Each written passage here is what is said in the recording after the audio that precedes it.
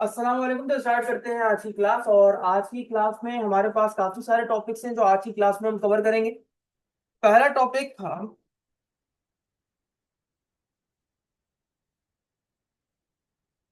पहला टॉपिक हम जो कवर करने जा रहे हैं वो है हमारे पास वेरिएबल्स। हम लास्ट टाइम इसके बारे में थोड़ा बहुत पढ़ भी चुके हैं, लेकिन आज इस टॉपिक को कंप्लीट कवर करेंगे कि वेरिएबल्स क्या होते हैं। अगर हम रियल लाइफ एग्जांपल में बात करें और हम ये कंसीडर करें कि यार, अगर इस पूरी कायनात में अगर इस कंटेनर का, अब ये कंटेनर किसी भी शक्ल का हो सकता है। मैं आपको एक स्पेसिफिक शक्ल बना के नहीं दिखा रहा।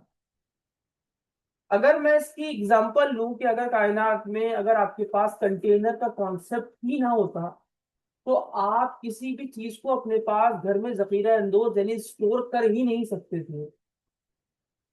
एग्जाम्पल, अगर आपके घर मेहमान आ रहे हैं और आपने उन्हें चाय पानी का पूछना है, तो सवाल तो ये है कि आपके पास तो घर में ऐसा कोई कंटेनर मौजूद ही नहीं होता जहां पर आप अपनी चीनी या पत्ती या दूध को स्टोर कर पाते।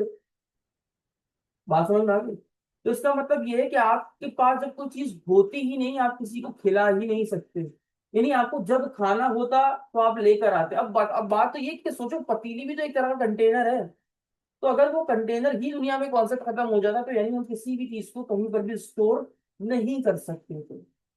आसमान भाई, तो दुनिया में जितनी, अच्छा, ये मेट्रो भी खुद एक कंटेनर है जो अपने पास मल्टीपल शॉप्स को अपने पास कंटेन करता है।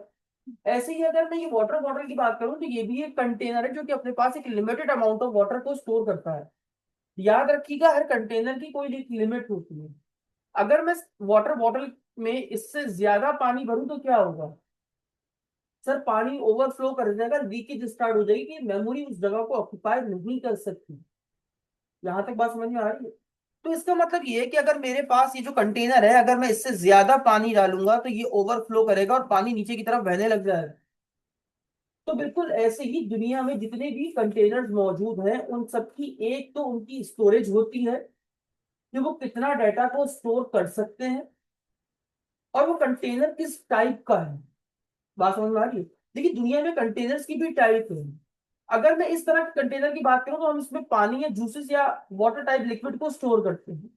अगर, देखिए, कॉन्सेप्चुअली बात है, हम लोग ब्लैक कलर कंटेनर को एज अ डस्टबिन कंसीडर करते हैं। तो क्या मैं उस ब्लैक कलर कंटेनर में आटा नहीं रख सकता? रख सकता हूँ। ये हमारी कंसिडरेशन है कि हम उसे आटे का डब्बा मानते, वो कचरे का डब्बा मानते हैं। तो ये डिपेंड नहीं करता कि आपको कंटेनर की टाइप्स होती है कि किस कंटेनर में हमें क्या स्टोर करना है।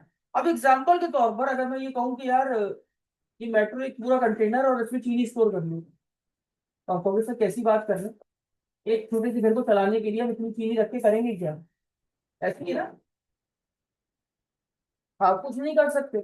तो बिल्कुल ऐसे ही हमारे पास एक तो कंटेनर की स्टोरेज होती है, दूसरा कंटेनर किस टाइप का है ये बहुत जरूरी है। बात समझ में आई? तो इसका सिंपल सा मतलब है कि अगर हमें कोई भी डेटा को स्टोर करना है तो सिंपली हमें कंटेनर का इस्तेमाल करना पड़ेगा। बात समझ में आ गई? क्या समझ में आई? अब सिंपली अगर मैं आपसे ये कहूं कि यार, अगर मुझे इस 12 या स्ट्रिंग डेटा को, या ट्रू या फॉल्स, ये भी तो एक वैल्यू है ना। भाई, कंटेनर है, उसमें दाल एक वैल्यू है। तो बिल्कुल ऐसे ही मेरे पास वैल्यूज है। अगर मुझे इस वैल्यूज को अपने पास स्टोर कर, अच्छा, स्टोर इंसान क्यों करता है, सवाल ये है। हम स्टोर क्यों करते हैं? ताकि बार बार यूटिलाइज किए जा सके। यही पर्पज है ना सर। भाई, मैंने वाटर बॉटल ले ली, तो अब मुझे जब जब पानी पीना है मैं इस कंटेनर का इस्तेमाल करूंगा और बार बार इसको भर के इस्तेमाल करता रहूंगा। वरना सिंपल है सर, बॉटल नहीं है तो हाथ दोनों बनाइए और ये कंटेनर इस तरह का बनाइए और इस तरह आप नलकी का गिरा पीते रहिए। बात समझ में आए? तो कंटेनर का सबसे बड़ा फायदा क्या है कि रीयूजेबिलिटी मिल जाती है। क्या मिल जाती है? अच्छा जी। तो अभी मैं थोड़ा सा वापस पीछे से आऊंगा। अगर हमें कोई भी स्टेटमेंट को प्रिंट करना हो सी शार्प के अंदर तो हमारे पास एक क्लास, उस क्लास का एक मेथड है, कॉन्सोल डॉट राइट लाइन। तो हमने लिखा कॉन्सोल डॉट राइट लाइन। ये किस क्लास से आ रहे होते हैं? ये किस पैकेज से आ रहे होते हैं? सिस्टम से। जैसे ही देखो मैंने लिखा ना, आप देखो बाकी सभी सारे बंदे हैं, सब देखो थोड़ा सा लाइटिस ग्रे टाइप इफेक्ट आ रहा होगा।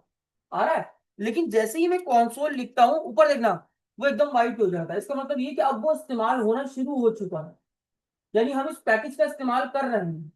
तो मैंने बोला कंसोल में जाओ, उसका एक मेथड है इसके नाम से, उसमें जाओ और एक नाम को प्रिंट कर दो। क्या कर दो? एक नाम को प्रिंट कर दो। मैंने स्टार्ट के बटन पे क्लिक किया, फाइल को सेव किया, मेरा आउटपुट मेरी ब्लैक विंडो के ऊपर आपको डिस्प्ले हो जाएगा। हो गया। अब मेरा क्लाइंट एक रिक्वायरमेंट कहता है कि यार मेरे नाम को 10 टाइम्स प्रिंट कर दो। तो मैंने कहा कोई बड़ी बात नहीं, मैं इसको 10 बार कॉपी पेस्ट कर दूंगा। मैंने इसे कॉपी किया, पेस्ट किया, आप देख सकते हैं मेरा आउटपुट जितनी दफा मेरा क्लाइंट चाह रहा था बार बार आना शुरू हो गया। अब क्लाइंट की फिर एक नई फर्दर रिक्वायरमेंट आ जाती है। क्लाइंट कहता है कि यार मेरे पास असद अली लिखा हुआ है, इसको असद अली की जगह असद कर दो। क्या कर दो? असद कर दो। तो अब मैं क्या करूं? सब सब जगह चेंजेस करूंगा ना सर, ऐसे चेंजेस करता रहूंगा? बिल्कुल कर देते हैं। ये देखिए, ठीक है, उसने कहा चेंजेस कर दो, मैंने चेंजेस कर दी। मैंने फिर फाइल को सेव किया, सेव करने के बाद मैंने स्टार्ट के बटन पे क्लिक किया, ये आउटपुट मेरा एग्जीक्यूट हो गया, आ गया। अब फिर कुछ दिनों बाद आता है, कहते हैं यार इसमें जल्दी कर दो। तो प्रॉब्लम नहीं हो रही है कि हमें जितनी लाइन ऑफ कोड को प्रिंट कराना है, हर उस लाइन ऑफ कोड में जाके उसमें चेंजेस करनी है। ये तो वही एग्जांपल हो गई कि यार आपके पास कोई कंटेनर नहीं है और आपको जब चीनी पत्ती चाय बनानी है और आप बार बार शॉप पे जा रहे हैं और आप मटेरियल ले लेकर आ रहे हैं और चाय बना रहे हैं। जब चाहिए जब आप जा रहे हैं, जब चाहिए जब आप शॉप पे जा रहे हैं, जब आपको चाहिए तब आप शॉप पे जा रहे हैं।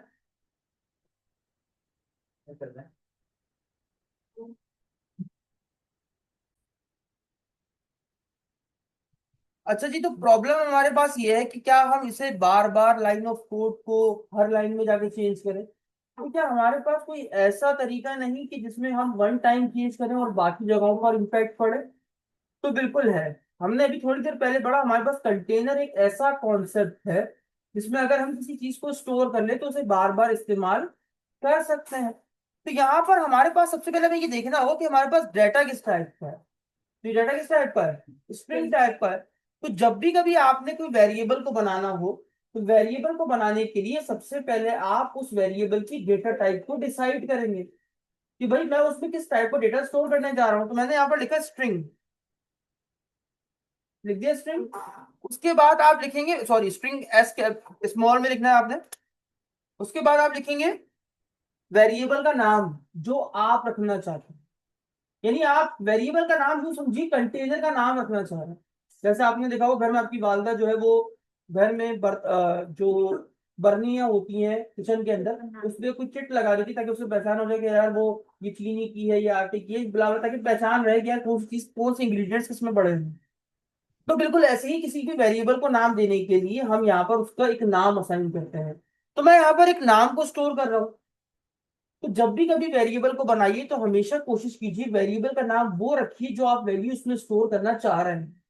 मतलब अगर आप किसी की एज को स्टोर कर रहे हैं तो आप वेरिएबल का नाम एज रखिए।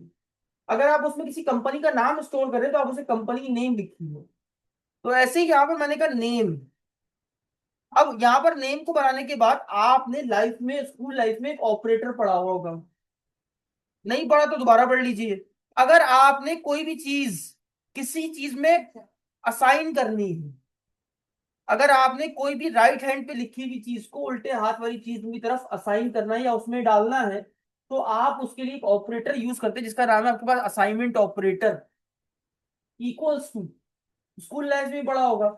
इस इक्वल्स टू का मतलब ये होता है जो कुछ सीधे हाथ पे लिखा है उसको लेफ्ट हैंड साइड वाली चीज के अंदर असाइन कर दो या डाल दो। इसको हम असाइनमेंट ऑपरेटर बोलते हैं।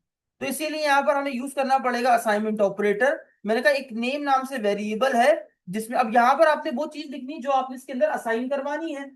तो अगर आप सिर्फ वेरिएबल को बनाकर छोड़ देते हो, देखो इतना सही, सिर्फ वेरिएबल को डेटा टाइप को लिखा और साथ में उसका नेम लिखा, तो इसको कहते हैं डिक्लेरेशन। यानी आपने वेरिएबल को सिर्फ डिक्लेयर करके छोड़ दिया, उसमें कोई वैल्यू नहीं आपने इनिशियलाइज करवाई या आपने कोई वैल्यू उसमें नहीं डाली। अगर किसी वेरिएबल को बनाते वक्त उसमें कोई वैल्यू ना दी जाए तो उसे हम डिक्लेरेशन बोलते हैं। लेकिन अगर हम किसी भी वेरिएबल को बनाते वक्त साथ में उसकी वैल्यू भी उसे दे दें तो उसे उस वक्त इनिशियलाइजेशन कहते हैं। कहते हैं हमने डिक्लेयर भी किया, ना सिर्फ डिक्लेयर किया बल्कि हमने साथ साथ उसको वैल्यू को भी उसमें इनिशियलाइज कर दिया। तो दैट इज कॉल्ड वेरिएबल। बात समझ में आई? तो वेरिएबल क्या है? एक तरह का कंटेनर जिसमें आपके पास डेटा को स्टोर किया जा सकता है। अब यहाँ पर प्रॉब्लम ये थी कि मैं असद को बार बार लिख रहा था, अब मुझे बार बार लिखने की जरूरत नहीं है, मेरे किस कंटेनर में स्टोर है? नेम के। तो अब मैं जहां जहां मुझे ऐसा चाहिए होगा वहां वहां मैं इस कंटेनर को कॉल कर दूंगा। मैं सब जगह नहीं कर रहा, मैं अभी दो चार जगह ही आपको बता रहा हूँ। करने के बाद जैसे ही मैं इसको स्टार्ट करके एग्जीक्यूट करूंगा, आपका आउटपुट आपकी स्क्रीन पे विजिबल हो जाएगा। Done sir. अब इसका फायदा क्या हुआ? क्लाइंट कल को आके कहता है यार मुझे असद की जगह असद अली कर दो, तो अब मुझे 10 लाइनों में चेंज करने की जरूरत नहीं है। मैं अगर एक सिंगल लाइन पे चेंज करूंगा तो वो 10 की जगह इंपैक्ट मुझे देखने को मिलेगा। तो that is the main use of variables. Variables आपके काम को आसान कर देते हैं। बात समझ में आई? आई होप छोटी सी बात थी, समझ में आ गई कि वेरिएबल्स क्या होती है। वेरिएबल को जब भी बनाए उसके साथ उसकी डेटा टाइप को डिफाइन करें। अब इससे फायदा क्या हुआ? अच्छा, ये तो पूछना चाहिए था कि सर डेटा टाइप को लिखने से फायदा क्या हुआ। सर फायदा ये हुआ कि अगर आप इसके अंदर कोई और डेटा स्टोर करेंगे तो वो आपसे यहाँ पर एक एरर दे देगा, कंपाइल टाइम एरर। वो क्या कहेगा? Can not implicitly. इम्प्लिसिटली का मतलब क्या होता है? खुद से, ऑटोमेटिक, जो वो खुद से करता है। एक्सप्लिसिटली का मतलब ये कि आपने खुद से करना पड़ेगा। इम्प्लिसिटली का मतलब ये कि सिस्टम जो खुद से करता है। यहां पर वो कह रहा है कि मैं आपके इंटीजर डेटा को स्ट्रिंग में खुद से कन्वर्ट नहीं कर पा रहा, और मुझे इस बात का खतरा है कि मैं डेटा को लूज ना कर दूं, तो इसीलिए मैं आपके डेटा टाइप को चेंज नहीं कर सकता। बात समझ में आया? अब यहां पर देखिए, जैसे हम किसी, अब इससे फायदा क्या हुआ कि अगर कोई बंदा हमारे स्ट्रिंग वेरिएबल में किसी और डेटा टाइप को डेटा डालने की कोशिश करेगा तो वहां पर वो उसको एरर दिखा देगा। डन। तो यानी इसका मतलब ये कि फायदा ये हुआ कि हमें जिस टाइप का डेटा लिखना हो हमसे उसमें उसी टाइप का डेटा बना सकते। समझ में आया? गुड। अब अगर मुझे किसी की एज को स्टोर करना है तो एज किस टाइप की हो सकती है? इंटीजर। लेकिन मैंने आपको बताया था इंटीजर एक बहुत बड़ी डेटा टाइप है, याद होगा आपको सर। तो हमने एक ऐसी डेटा टाइप दी। अच्छा, किसी की एज कभी माइनस में हो सकती है? तो भी मैंने आपको बताया था एक ऐसे भी इंटीजर्स होते हैं जो साइंड और अनसाइंड, पॉजिटिव स्टोर करते हैं और नेगेटिव स्टोर करते हैं। तो यहाँ पर कौन सा इंटीजर यूज करना चाहिए? सर साइंड या अनसाइंड, पहले ये बताइए। साइंड क्या करता है? Only take, signed only take positive values. तो कौन सा यहाँ पर यूज होगा साइंड में? साइंड की कौन सी डेटा टाइप इस्तेमाल होगी? पॉजिटिव। नहीं, मतलब डेटा टाइप कौन सी? एज को स्टोर करना है, शॉर्ट। ठीक है। यहाँ पे मैंने एज के नाम से वेरिएबल बनाया और मैंने क्या लिखा? For example 20। डन। अब शॉर्ट कितना डेटा स्टोर कर सकता है? 0 से लेकर 250 था, 255 था। चलो देख लेते हैं ना। -2। देखिए आपने गलत स्थान कर दिया। हमने कौन सा यूज करना था? साइंड यूज करना था, अनसाइंड।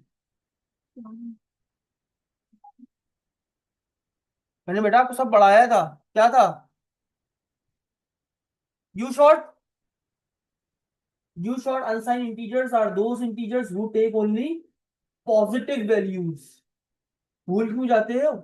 और साइन इंटीजर्स क्या होते हैं? वो जो पॉजिटिव और नेगेटिव दोनों वैल्यूज को स्टोर कर सकते हैं। याद आया? यू शॉर्ट नहीं पढ़ाया था? सर पूरा टेबल चार्ट आपके सामने खोला था कि आप देखिए इसमें क्या लिखा हुआ है। ठीक है। अब यहां पर 0 स्टोर कर देगा, ये स्टोर कर लेगा, कर लिया क्योंकि ये पॉजिटिव कर सकता है। 255 स्टोर कर रहा है, 256 कर रहा है, 257 कर रहा है। कितना स्टोर कर सकता था ये? आओ देख लेते हैं। You short dot maximum max value कितनी स्टोर कर सकते हो बताओ?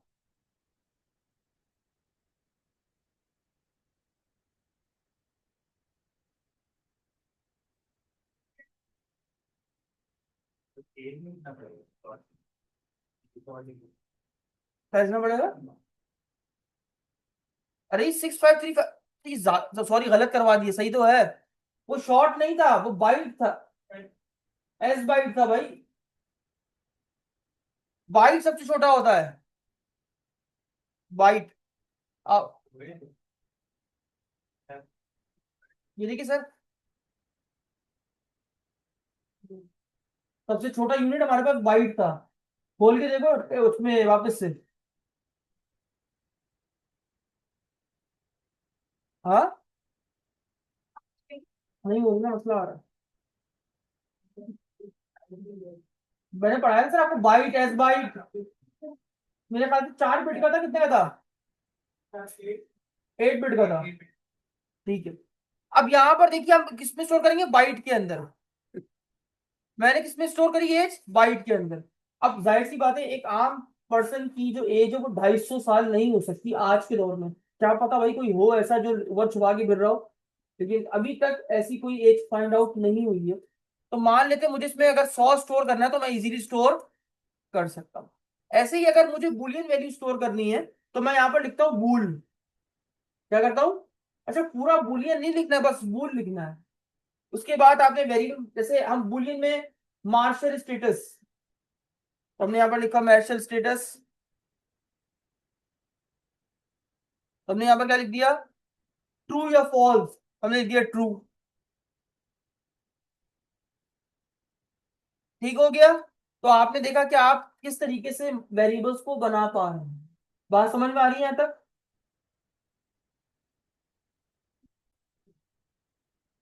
अच्छा जी, तो आज हमने देखा कि वेरिएबल्स क्या होते हैं, वेरिएबल्स को कैसे बनाया जाता है, और हम किस तरीके से अगर कोई स्टेटमेंट को प्रिंट करना चाहते हैं तो कौन सी क्लास के कौन से मेथड से हम प्रिंट कर सकते हैं। यहाँ तक समझ में आया। अब हम इसमें नई चीज करने जा रहे हैं। नई चीज तो नहीं है बेसिकली। अगर मैं सिंपली आप, अच्छा कमेंट कैसे होता है, कंट्रोल क्वेश्चन मार्क से ही होगा जैसे आप सिंपली करते थे। तो यहाँ पर अगर हम ये कहें, मेरे पास एक डेटा एग्जांपल मैं आपको दिखाता हूँ। मुझे एक टेबल बनाना है, एक टेबल जिसमें आईडी, नेम और एज को स्टोर करना है। मतलब नंबर ऑफ पर्सन है मेरे पास, जिसमें उनकी आईडी, नेम और एज को स्टोर करना है। तो यहां पर हम लिखते हैं console डॉट राइट लाइन। इधर देखिएगा। उसके बाद मैंने यहाँ पर लिखा, अब मुझे क्या स्टोर करना है, पहले आईडी। अब मुझे स्पेस दिया हुआ था, यहाँ पर टेबल नहीं बन सकता। क्या आप समझो हम डिजाइनिंग करेंगे, क्योंकि मैंने पता है यहाँ पर कोई सीएसएस तो इन्वॉल्व नहीं होती। हमने यहाँ पर स्पेस दी और हमने लिखा नेम, और उसके बाद हमने यहाँ पर स्पेस दी और हमने यहाँ पर दे दी ईमेल। फाइल को हमने सेव किया, देखते हैं कैसा लग रहा है। ये देखो आ रहा है। अब यहाँ पर मुझे इंफॉर्मेशन स्टोर करनी बंद होगी तो मैं नीचे आऊंगा और पेस्ट कर दूंगा। यहाँ पर हमने कहा आईडी है फॉर एग्जाम्पल 1, नाम है फॉर एग्जाम्पल असद, और ईमेल है asad@gmail.com। अब मैं कंट्रोल सी से कॉपी करूंगा, यहाँ पर पेस्ट करूंगा। मान लेते हैं ये दूसरा स्टूडेंट है। आइए इसको प्रिंट करते हैं। तो कुछ इस तरह का आउटपुट आपकी स्क्रीन पे देखने को मिल जाएगा। बात समझ में आए? अब ये देखिए आगे पीछे नाम कहीं और जा रहा है, कॉलम का जो उसकी टेबल का डेटा है वो आगे पीछे हो रहा है। तो बड़ा एक कॉम्प्लिकेटेड सिस्टम बना हुआ है आपके पास। तो अब उसको स्पेस दे दे के आगे पीछे ही कर सकते हो आप, तो क्या आप हर वक्त चीजों को आगे पीछे इस तरह सेटिंग करते रहोगे क्या? तो यहाँ पर आ जाती है प्रॉब्लम कि अगर आपसे कोई कहे यार मुझे टेबल में प्रिंट करके दिखाओ, तो आप कैसे करोगे? सवाल ये है। अगर आपसे कोई कह दे, मान लो अभी तो हमने कोई डेटाबेस का काम नहीं किया, कल को मान लो हमारा डेटा डेटाबेस से अगर स्क्रीन में आ रहा है और मेरा क्लाइंट कहता है कि यार इसको टेबल में प्रिंट करके दिखाओ। यहाँ पर कोई टेबल का तो कोई कॉन्सेप्ट है ही नहीं कि हम सीएसएस लगाया और भाई टेबल का टैग लगाया कि हमने यहाँ पर आए और यहाँ पर हमने बोला नहीं भाई यहाँ पर टेबल का टैग लगाओ, एचटीएमएल यूज करना शुरू कर दी। ऐसा कुछ नहीं होता यहाँ पर भाई। तो अब क्या करें सर? यहाँ तो हमारे लिए काफी प्रॉब्लम फेस हो रही है।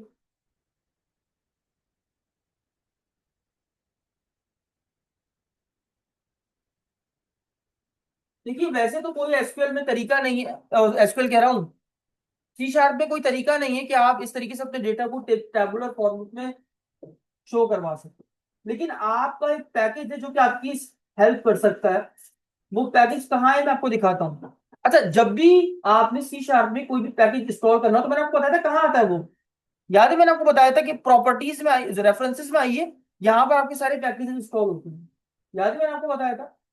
तो अगर आपको कोई पैकेज इंस्टॉल करना है, आपके पास दो तरीके हैं पैकेज को इंस्टॉल करने के। एक, पहला तरीका कि आप यहाँ पर टूल्स में आओ, यहाँ पर आ रहा होगा नगेट पैकेज मैनेजर।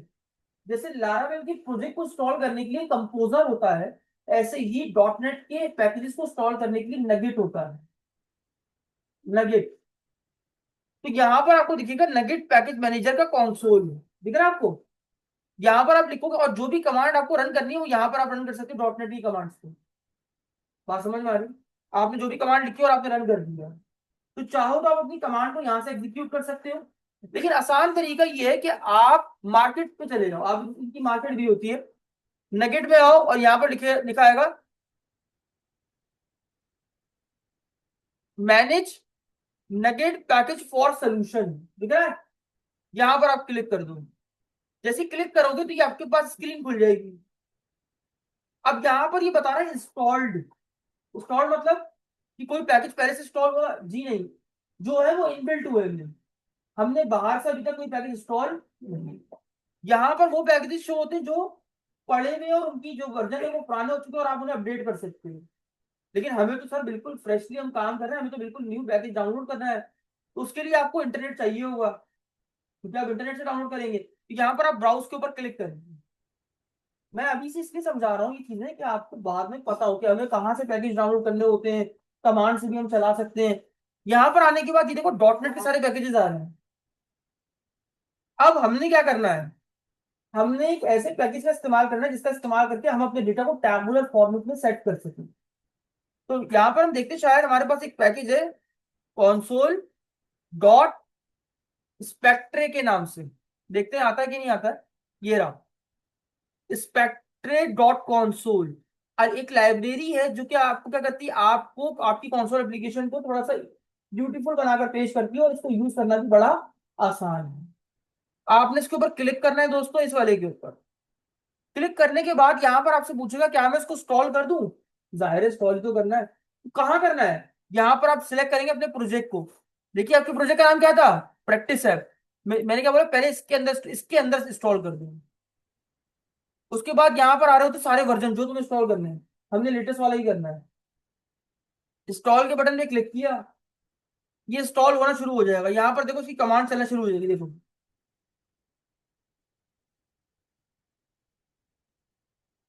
ये कह रहा है अप्लाई कर दो, मैंने कहा जी। अब ये आपसे लाइसेंस पूछ रहा है, याद रखिएगा माइक्रोसॉफ्ट का प्रोडक्ट है, लाइसेंस लाजमी मांगता है, तो आपने इसे आई एक्सेप्ट करना पड़ेगा।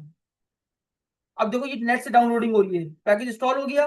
अच्छा सर पैकेज इंस्टॉल हो गया तो अनइंस्टॉल आ जाता, वो रिफ्रेश खुद से नहीं होता, आपको आगे इधर कहीं और क्लिक करके वापस आना पड़ेगा। ये देखो पैकेज इंस्टॉल हो चुका।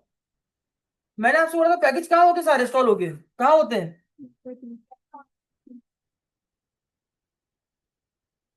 देखा आपने, आगे इंस्टॉल हो गए। सर हमने पैकेज को तो इंस्टॉल कर लिया, अब इस पैकेज का इस्तेमाल करके हमने डाटा को टैबुलर फॉर्मेट में दिखाना है। कैसे करें, पहले इसको कमेंट करते हैं। तो अब मैं जरा माउस रखूं तो आपको दिखाऊंगा।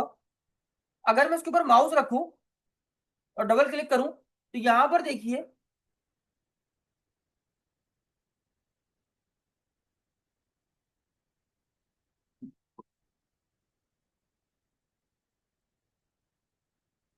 ये देखो यहां पर देखो ये बता रहा है स्पेक्ट्रिक कंसोल क्या है, एक क्लास है। क्या है, क्लास। क्या है, इसको खोलने की जरूरत नहीं है, आपको परेशान मत होना, तो बंद कर दो। मैं सिंपल अल्फाज में समझाता हूँ। ये जो है ना, ये स्पेक्ट्रिक कंसोल क्या है, आपके पास एक क्लास है। अब क्लास रियल वर्ल्ड में कब एग्जिस्ट करती है, जब उसका ऑब्जेक्ट बनता है। और क्लास का ऑब्जेक्ट हमेशा कैसे बनता है, न्यू के कीवर्ड से। मैंने आपको सिखाया था पीएचपी में, ये बात बताई थी।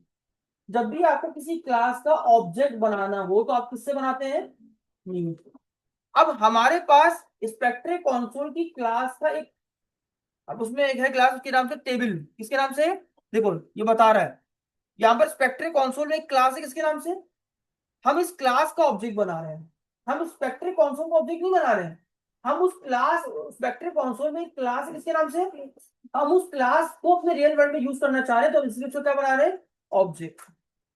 तो अब हमने इसका ऑब्जेक्ट बना दी न्यू कीवर्ड से। अब मैं, मुझे बार बार टेबल का इस्तेमाल करना पड़ेगा, तो क्या मैं बार बार ऑब्जेक्ट बनाता रहूंगी, नहीं। तो मैं आसान वाले क्या करूँ, क्या आसान वाले क्या करूँ, पढ़ा कर आया हूँ ना ऊपर, सर वेरिएबल में स्टोर करना है इसको। अच्छा अब यहाँ पर ये थोड़ा सा अलग डेटा टाइप को डेटा स्टोर करता है। तो यहाँ पर हम स्ट्रिंग इंटीजर या इन सब चीजों का इस्तेमाल नहीं करते हैं। हमारे पास जावा स्क्रिप्ट में एक ऐसी डेटा टाइप है जो किसी भी डेटा को स्टोर कर सकती है, उसका नाम क्या था, वार। यार तो सी शार्प के अंदर भी आप वार कीवर्ड का इस्तेमाल कर सकते हैं। तो मैंने यहाँ पर वार का कीवर्ड, ये मैं आगे चल के वार पढ़ाऊंगा आपको, अभी जस्ट समझा रहा हूँ।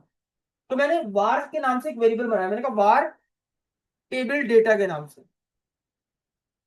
मैंने क्या बोला, पूरा का पूरा ऑब्जेक्ट का जो रेफरेंस है वो अभी मैंने किसमें डाल दिया, इसके अंदर। तो ये क्या हुआ, इस क्लास का रेफरेंस वेरिएबल। रेफरेंस वेरिएबल वो वेरिएबल होता है जो कि क्लास के तमाम मेंबर्स को पॉइंट आउट करता है। भाई अब मैं बार बार ये पूरी लाइन लिखने की जगह इसके जरिए इसकी तमाम चीजों को एक्सेस कर सकता हूँ या नहीं कर सकता हूँ। अच्छा टेबल में है क्या क्या, जरा अगर देखना है, नहीं खुल रहा, खुल गया, ये देखो इसमें बहुत कुछ बना हुआ है भाई। ये देखो इसके नाम से एक मेथड बना हुआ है, और भी बहुत कुछ अभी दिखाऊंगा मैं आपको। तो यहां पर हमने क्या बोला कि हमारे पास स्पेक्ट्रे कंसोल में एक क्लास है टेबल के नाम से, हम उस क्लास को यूटिलाइज करना चाहते हैं। तो हमने यहाँ पर उस क्लास का ऑब्जेक्ट बनाया और उस पूरे ऑब्जेक्ट को स्टोर कर दिया किसमें, एक वेरिएबल, एक उसको वेरिएबल को बेसिकली रेफरेंस वेरिएबल कहते हैं। रेफरेंस क्यों, क्योंकि इसमें पूरी क्लास का ऑब्जेक्ट का रेफरेंस इसके अंदर आ रहा है। यहाँ तक समझ में आया। अब हमने हेडिंग डालनी है, आईडी नेम और ईमेल की। तो हमने यहाँ पर क्या करना है, अब इस पूरी क्लास का रेफरेंस किसमें है, तो हमने लिखा टेबल डॉट ऐड कॉलम, एक कॉलम ऐड करो। किसके नाम से ऐड करो, आईडी, ऐड हो गया। सेम और कौन कौन से कॉलम ऐड करने हैं, मैंने बोला क्या ऐड कर दो, नेम ऐड कर दो, और क्या ऐड कर दो, कॉलम बन गए, तीनों कॉलम बना दिए। अब डेटा भी तो डालना है। तो जैसे कॉल, तो टेबल डेटा में जाओ, डॉट टेबल डेटा में जाओ, डॉट क्या कर दो, एक रॉ को ऐड कर दो, ऐड रॉ। अब उस रॉ में क्या क्या होगा, मैंने कहा आईडी होगी, आईडी किसमें, फॉर एग्जाम्पल आईडी होगी 1, कॉमा, नाम होगा नाम असद, कॉमा, ईमेल होगी asad@gmail.com। ये मैंने डेटा ऐड कर दिया। मुझे दो चार लोगों का डेटा और ऐड करना है तो मैं कंट्रोल सी करूंगा, कंट्रोल वी करके पेस्ट कर दूंगा। बस समझ लो इतना काफी है। मैं चेंज नहीं कर रहा, बाद में चेंजेस करते देखते रहिएगा। यहां से समझ में आ गया। अब अगर आप चलाओगे तो कहोगे सर आउटपुट क्यों नहीं आ रहा। भाई क्यों आएगा आउटपुट, आपने क्या कहीं इस टेबल को प्रिंट किया है, तो कॉन्सोल डॉट राइट लाइन के जरिए आप टेबल क्लास को प्रिंट नहीं कर सकते। मैं करके दिखा दूंगा आपको।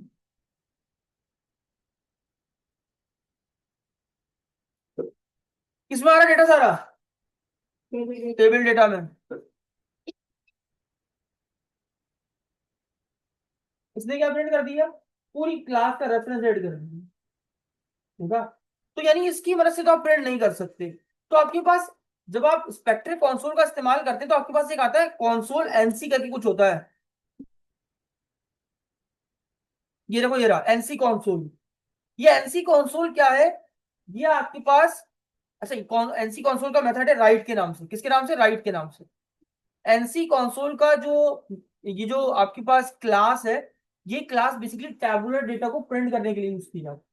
तो मैंने क्या बोला, एनसी कंसोल क्या कर दो, राइट कर दो किसको, टेबल डेटा को। जैसे ही मैंने स्टार्ट करके एग्जीक्यूट किया,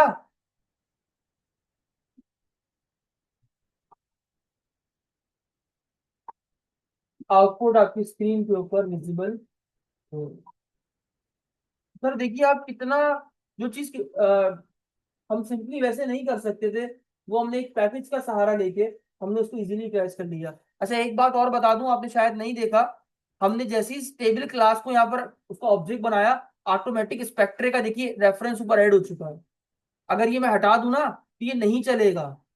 क्यों, क्योंकि इसको पता ही नहीं कि टेबल है क्या, क्योंकि टेबल इसमें डिफॉल्ट तो बना हुआ नहीं है, तो ये तो हमारे किसी पैकेज से आ रहा है। तो आपको यहाँ पर ऊपर लिखना पड़ेगा, यूज कर रहा हूं किसको, स्पेक्ट्रे डॉट कॉन्सोल क्लास को। डन। जैसी फाइल में सेव किया, आपने रन किया, आउटपुट आपकी स्क्रीन के ऊपर डिस्प्ले हो जाए। समझ में आया सर, समझ में आया सर, गुड। आपको ये भी समझ में आ गया। अब मैं चाहता हूं कि यार मैं यूजर से उसका नाम ले सकूं एज अ इनपुट। अभी तक आपने सिर्फ किसी चीज को प्रिंट करना सीखा है, आपने उसको यूजर से इनपुट लेना नहीं सीखा। तो अगर आपने कोई चीज प्रिंट करनी है तो आप क्या लिखते हैं, कॉन्सोल डॉट, पहले तो मैंने कहा उसको एक मैसेज दिखाओ, एंटर यूर नेम, क्या दिखाओगे, अब यूजर से इनपुट, जैसे किसी चीज को प्रिंट करने के लिए हम कौन सी क्लास का इस्तेमाल करते हैं, तो ऐसे ही अब इनपुट लेने के लिए कौन सी क्लास का इस्तेमाल करेंगे, कंसोल। लेकिन अगर हमें कोई चीज प्रिंट करनी हो तो उसके लिए राइट लाइन का मेथड यूज करते हैं, और अगर हमें कोई चीज इनपुट लेनी हो तो हम यहाँ पर रीड लाइन का मेथड यूज करते हैं। कौन सा, रीड लाइन। डन। मैंने क्या बोला, यहां पर ये क्या करेगा, यूजर से इनपुट ले लेगा, ये कंसोल डॉट डिटेल क्या करेगा। फिर मैंने बोला जब इनपुट ले लो तो एक अदद वेरिएबल में स्टोर कर देना, स्ट्रिंग नाम से होगा, नेम में स्टोर कर दिया। डन है। मैंने क्या बोला, सबसे पहले उसको एक लाइन दिखाओ मैसेज, उसके बाद जो भी इनपुट लो वो किसमें डाल दो, और आखिर में इस नाम को भी प्रिंट करके दिखा दो कि तुम्हारा नाम क्या है। तो मैंने बोला नेम इज, अच्छा, कॉमा दिया और उसके बाद क्या किया, नेम वेरिएबल को प्रिंट कर दिया। आइए चेक करते हैं दोस्तों।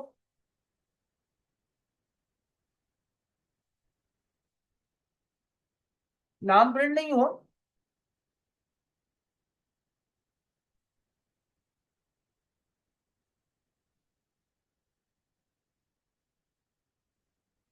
अच्छा,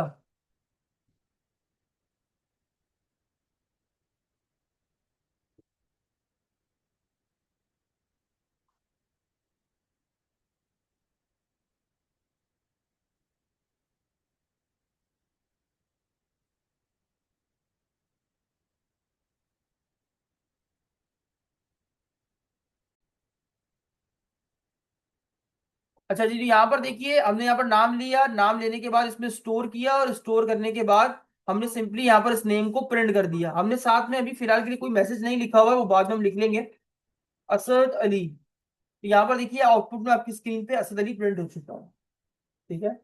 अब यहाँ पर फॉर एग्जाम्पल मैं चाहता था, ये लिखा हुआ है कि तुम्हारा नाम ये है, तो साथ में आप आउटपुट के साथ साथ अपनी एक और लाइन को भी प्रिंट करना चाह रहे हैं, यानी उसके साथ एक और स्टेटमेंट को जोड़ना चाहते हैं।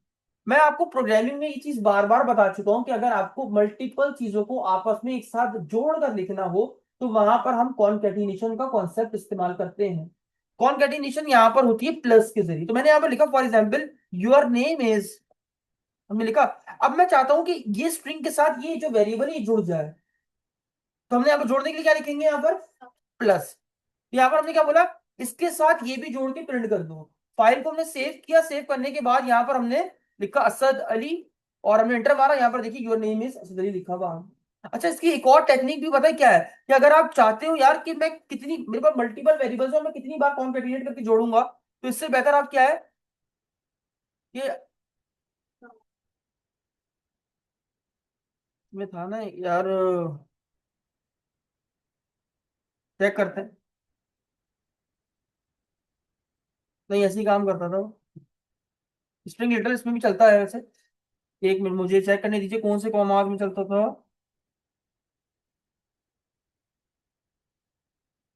एक सेकंड। स्ट्रिंग लिटरल इन सी शार्प।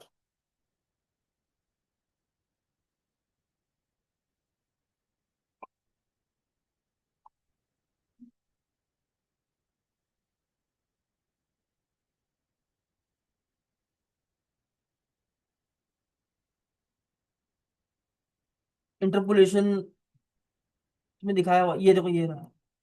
सॉरी, गलती हो गई मुझसे। यहाँ पर आपने डॉलर साइन को यहाँ नहीं लिखना है, स्ट्रिंग से पहले लिखना है। ये देखिए कुछ इस तरीके से।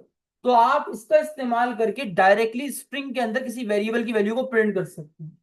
ठीक है, तो ये ज्यादा आसान टेक्निक है एज कम्पेयर टू कि आप मल्टीपल टाइम कॉन्केटिनेशन दे दो। ठीक है। तो आप दोनों ही तरीके इस्तेमाल कर सकते हो, जो आपको ठीक लगता है अपने पास वो आप इस्तेमाल कर सकते हैं। याद रखिएगा इस तरीके से प्रिंट, स्ट्रिंग इंटरपोलेशन का मतलब ये होता है कि आप स्ट्रिंग के अंदर ही अगर किसी वेरिएबल की वैल्यू को प्रिंट करना चाहते हैं तो उसके लिए आप डॉलर साइन और कल्ट ब्रेसेस का इस्तेमाल कर सकते हैं। तो ये था आज का हमारा टॉपिक, और ये तक रखते हैं। मिलते हैं नेक्स्ट क्लास में एक नए टॉपिक के साथ। तब तक के लिए याद दीजिए, अल्लाह हाफिज।